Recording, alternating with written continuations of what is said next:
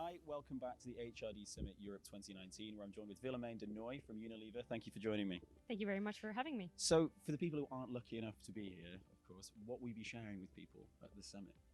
What I would like to talk about today is often when we talk about diversity and inclusion policies, it's very much corporate office related. And I think for Unilever, as we're a touch point through our brands with so many consumers every day, 2 billion to be roughly exact, we have this opportunity to do much more beyond our offices and to really share the message abroad. Fascinating. So how does that start then? That seems like such a huge process. What's the beginning point there? How does that operate? So currently we are really a purpose-led, future-fit kind of company. That's what we at least have as an ambition. So through our brands, we drive purpose. And some of these brands, so for instance, I'm responsible for ice cream and tea from an HR perspective. That's pretty good. Which is really cool. I mean, you get to drink, you get all the ice cream. Really nice ice cream. It's pretty really good. Awesome role.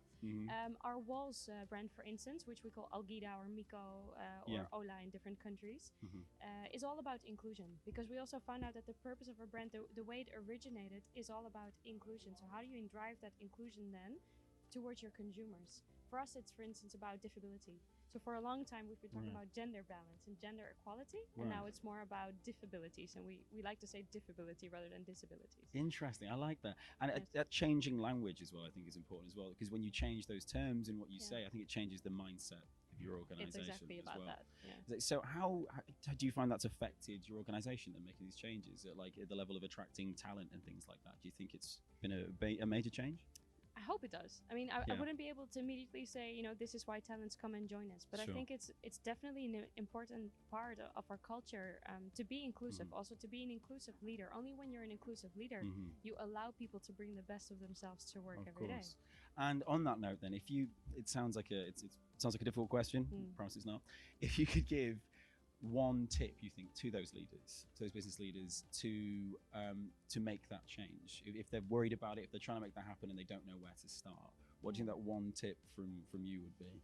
I think for a large part it's about having unconscious bias and also not having those biases anymore. Right. So try, every time you formulate your opinion, try to understand, where is this coming from? Is it me? Or is it from somewhere else? Is it more generic? And I think that comes down to your values and to how you've sort of shaped your own truth and vision of the world. Right. So I think it's very important to create that awareness. Fascinating, wonderful. Thank you so much, Willemijn, for that wonderful note to end on. Really looking forward to your session as well. Stay tuned for more from the HRD Summit, guys. Thank you.